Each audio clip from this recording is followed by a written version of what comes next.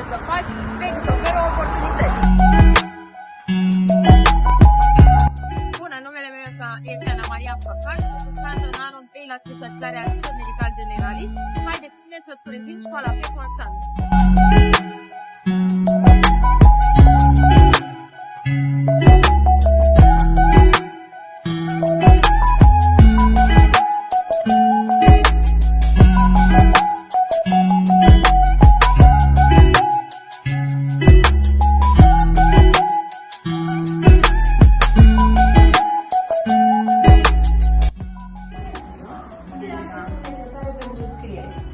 Pentru înscriere la școala pozițională Fe Constanța este nevoie de următoarele buletinul de identitate, carte de identitate, certificatul de naștere, certificat de căsătorie standard, certificatul de absolvire de diploma de absolvire a celor 12 clase sau 13, foaia matriculă, 4 fotografii tipului și referința medicală la recepția.